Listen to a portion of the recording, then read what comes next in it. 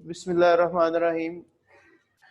In our last class, we completed our analysis of consumer behavior by using utility approach or cardinal approach, and we analyzed the consumer behavior by explaining law of diminishing minor utility and law of equi-minor utility, and how demand curve slopes downward. That was the topic of the cardinal approach, and at the end I have also discussed some of the points why that utility theory approach is not adopted in the modern world, because utility cannot be measured in terms of numbers. This is the main objection on the utility theory.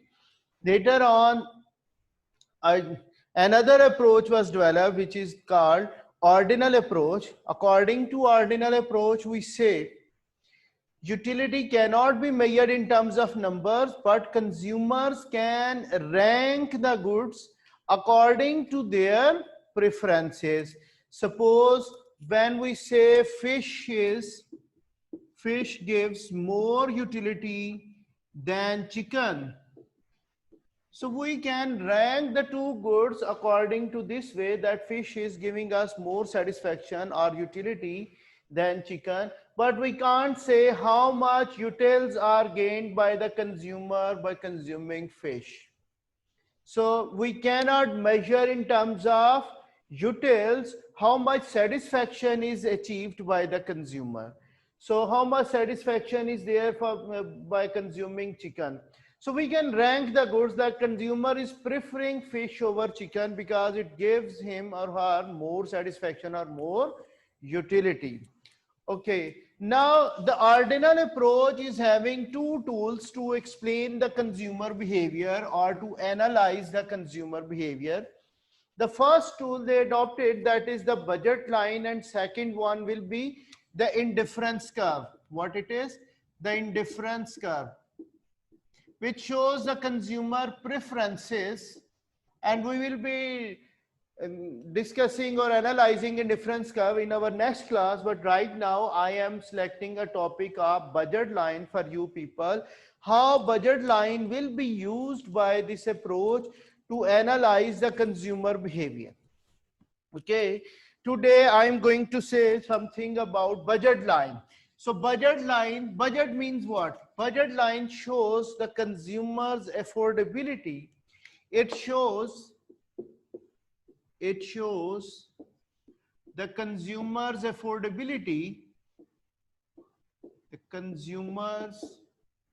affordability,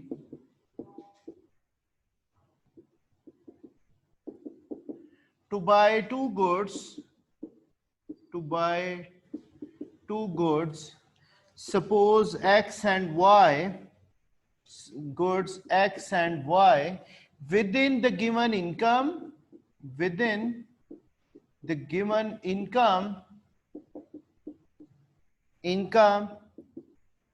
and the prices of X and Y, and the prices of the goods, prices of X and Y are the goods consumed. Okay, what consumer is doing? Consumer is taking his income in his pocket and goes to the market and he inquires what is the price of X and what is the price of Y. So prices are the market signals. They will tell the consumer his real income to buy both the commodities X and Y. So in real terms, if prices are increasing, so the real income of the consumer will decrease. Therefore, his real affordability will be affected due to changes in prices of the two goods. Okay, when his income level increases, his affordability will increase in nominal terms.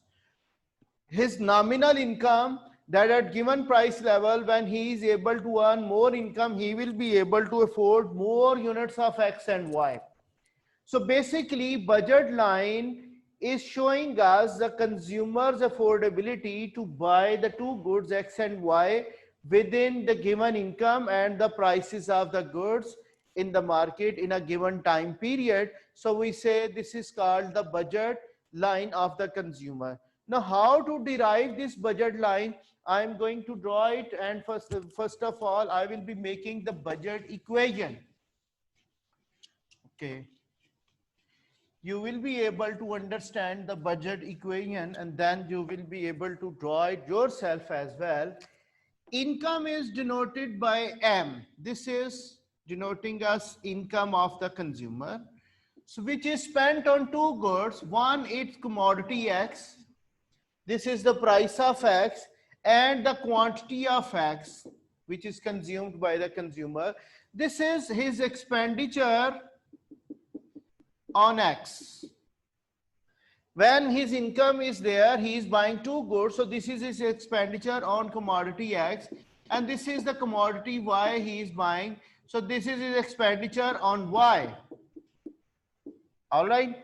So we say this is the budget equation, that all his income is equal to expenditure on X and commodity Y. So the sum of the expenditures on X and Y should equal to the income of the consumer. This is his budget equation. Okay. Now, first of all, we will be finding the different combinations of the two goods X and Y, which are equally affordable by the consumers.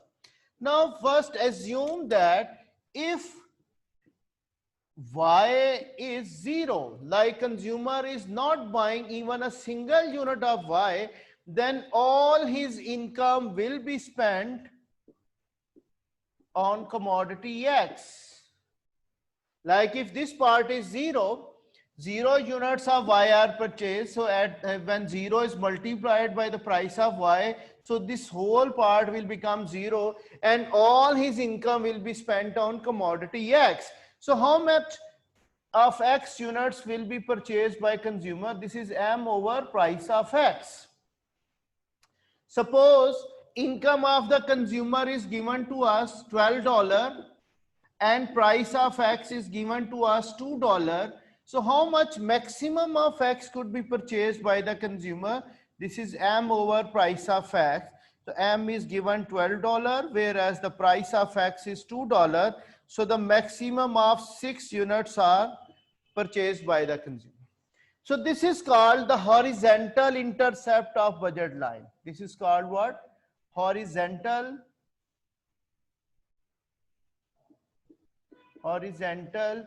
intercept of the budget line.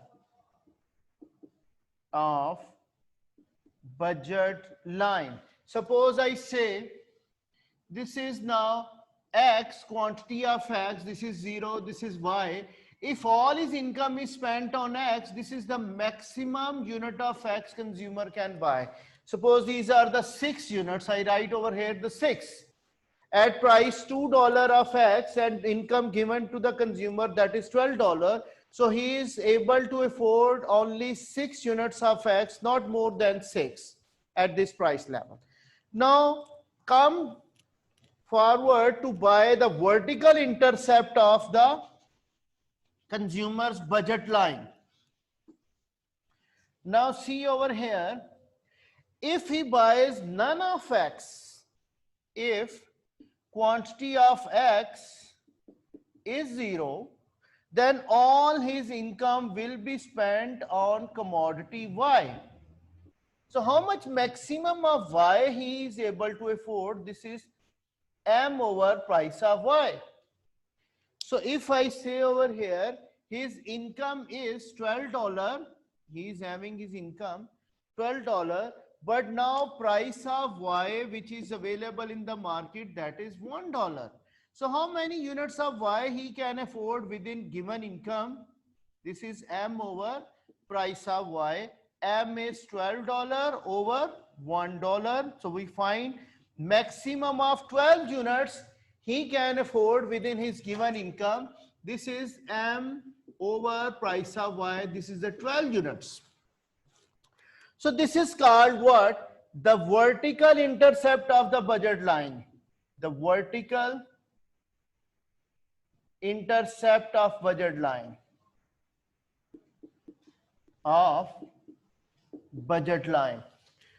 So these are the two intercepts. These are the two extreme conditions. Keep it in mind when consumer spends all his income on X, The maximum of 6 units of X he can afford, and when he spends all his income on commodity Y, then maximum 12 units will be purchased by him. If we join these 2 points, okay, we have joined these 2 points. So this line is telling us the consumer's budget line or affordability line of the consumer. This is a downward sloping straight line budget line. If you remember, in our cardinal approach, I have made a table of this one. When there are 6 units of X, 0 of Y was purchased.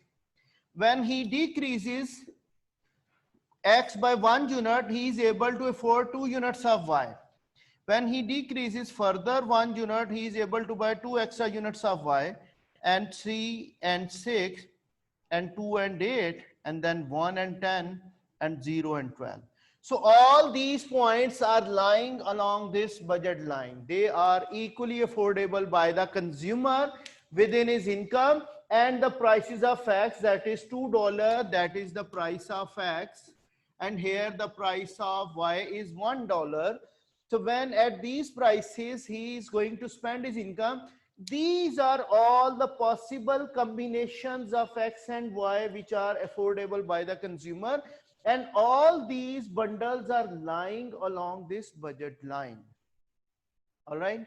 So what happens when he gives up 1 unit of X, he buys 2 units of Y, because price of X is double than price of Y.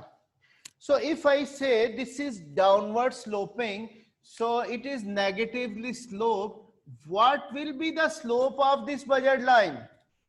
Look here, this is change in Y, this is change in X. If we find the gradient or slope of this budget line, what will be the slope of this budget line? To see over here,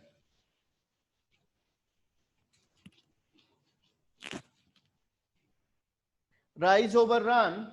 So slope of budget line is change in Y due to change in X. If consumer buys an extra unit of X, how many units of Y he has to give up? So this is negatively sloped. Divide M over price of Y divided by M over price of X. So this is the double division. I'm going to solve it for you. M over price of Y divided by M over price of X. If we put a multiplication sign, M over price of Y, this will be inverted now. Price of X over M. Now M is cancelled out. What will be the slope or gradient of this budget line? This is the price ratio which is coming to us. So if price of X is minus $2 and price of Y is $1, so the rate of change of the two goods will be -2. It means that when consumer wants to increase the consumption of X by 1 unit, he has to decrease the consumption of Y by 2 units. If X consumption is increasing, Y will be decreasing. That is why we say it is negatively sloped. If consumer increases X, he has to decrease Y. So as we see, the price of X is $2. So in order to buy 1 extra unit of X, he needs to have 2 extra dollars. And how these 2 extra dollars will be released? If he decreases 2 units of Y. So the rate of change of X with Y will be -2. So 2 units of Y will be given up every time to buy an extra unit of X. Or if we reverse it, like if I say, if consumer wants to increase Y, so it will be 1/2. Okay. If consumer wants to increase 1 extra unit of Y, how many units of X he has to sacrifice? Half of X unit will be given up to buy an extra unit of Y. So this is called the rate of change or slope of the budget line. So budget line is downward sloping. it is having negative slope. When one commodity is increasing in quantity, so other one will be decreasing, and that depends upon the relative price ratios of the two goods. Okay, look here. If you see very closely, you can also find another point in this budget line.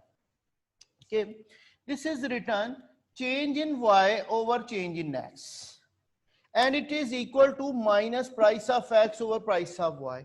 If you see, price of X is inversely related to the quantity of X. When price increases, quantity of X will decrease. And price of Y is also inversely related to the quantity of Y, which is a relationship of demand curve. That price and quantities, they are inversely related with each other.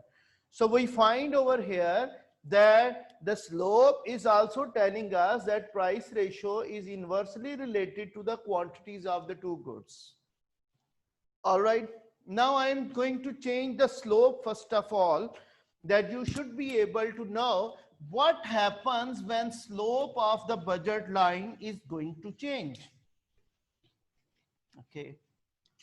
See over here, I say now prices of the price of X, income remains $12, but now price of X increases from $2 to $4. So price of X is doubled. So how much X he can now afford within the given income? Now his real income will decrease. Look here, this is $12. Now it is the $4 is the price. So the maximum of 3 units he can afford of X at this new price. Although his nominal income is $12, but due to increase in price of X, his real affordability, real income will decrease. Therefore, can I say this thing, X and Y, this is previous budget line where 6 units of X were there and 12 units of Y. Now, due to increase in price of X, what happens? Budget line will have pivotal inward shift or rotational shift. It will rotate inward due to increase in price. So previously when he was able to afford 6 units of X at $2, now as the price of X has increased to $4, so his real income has gone down. So he is able to afford only 3 within the given income. Now the budget line of consumer will have inward rotation due to fall in price. You can say the slope of budget line, which we found previously, change in Y over change in X, that is minus price of X over price of Y. Now price of X is $4 and price of Y is $1. Now it has become more steeper than before. Okay, its slope has increased. Now it is -4. In order to increase 1 unit of X, now consumer has to give up 4 units of Y. Then he will be able to buy an extra unit of X. So when price of X increases, what happens? The budget line will rotate inward. Now if I say price of X goes down from $2 to $1, what happens? Now price of X decreases to $1. Now maximum of X, his real income will increase now, price of X, 12 over 1. So how much maximum he can afford? 12 units. Now budget line will rotate outward. Now previously he was having this 6 and 12. Now budget line, he will be able to afford more units of X. Okay. So when price of X falls, this is what when price of X increases, and this is what when price of X decreases. So budget line will have outward rotation due to fall in price of X, and when price of X increases, budget line will have inward rotation. That is about the changes in the price of X.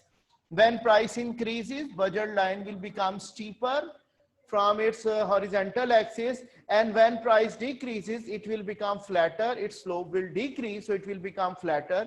Now more X will be afforded by the consumer. Now come towards what happens when price of Y is going to increase. Now suppose price of Y increases to $2 from $1. So now how much maximum of Y he can afford? M over price of Y, $12 divided by $2. So it will be 6 now. Now it will have the pivotal shift from the vertical side from 12 to 6. So as price of Y is increasing, budget line will be having pivotal shift from the Y axis rather than from the X axis. So if price of Y decreases, to $0.50 from $1, so how much Y maximum he can afford? 12 over 0.5, this will be 24 now. So now budget line will have pivotal outward shift from the vertical axis. If I say this is 6, this is 12, now it will have this type of shift. Pivotal shift. Now it is going outward from the Y axis. Now price of Y has gone down. Okay. This is how when prices of X and Y, they are changing, there will be change in the slope of the budget line or gradient of the budget line. The rate of change of X and Y will be changing due to changes in the price of X and Y. Now, the changes in prices will change the real income. Although nominal income of consumer remains same, but due to changes in the prices of X and Y, there will be change in the real affordability of the consumers. When prices of X and Y decreases, real income of consumers will be increasing. And when prices of X and Y, they are increasing, when prices are increasing, real income will fall. And when prices fall, what happens? Real income of consumers, that will be increasing. Okay, now come towards another point of this budget line. Okay, what is that? If nominal income of consumer has increased or decreased, now we are going to change the income of the consumer. Like income increases to $24. Now his income has increased, keeping the prices of X and Y same one, that is $2, and prices of Y is now $1. So what happens? Due to increase in his real income, his budget line will have parallel outward shift. This was our previous budget line. Now due to increase in the prices, income of the consumer, it will become 12 and 24. So there will be a parallel outward shift without changing the gradient of the budget line. It will have parallel outward shift because now he is richer than before. He is owning more income. He is earning more income. Therefore, his affordability, both in nominal and real terms, prices haven't changed and his nominal income has increased. Therefore, he will be able to afford more of X and Y. So his budget line goes outward. Now, the last point about the fall in income of the consumer, what happens? So this is what, when income increases. So now if income falls, like his income goes to $6 instead of $12, so what happens? His nominal income has gone down. The budget line will have parallel inward shift. Okay.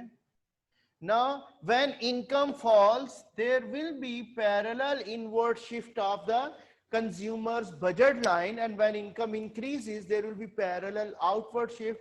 He can afford more of both the goods X and Y when his income increases in nominal terms, and he can afford less of X and Y when his income decreases in nominal terms. Okay, sometimes it happens in our exam, we have another type of diagram and they give us the MCQ question in the form of this. Okay, what is happening to the budget line X and Y? This is our original budget line. You can say this is JK. And when they give us another budget line, this is what? LM is the new budget line. They say, what is happening to the budget line? We say price of X has increased and income of consumer has increased because he is increasing the consumption of Y. So in a table they ask us, so we say if price of X is increasing, consumer is able to afford less of X, but why he is increasing the consumption of Y? This is the reason he is having increase in income. That is why he is buying more of X, more of Y.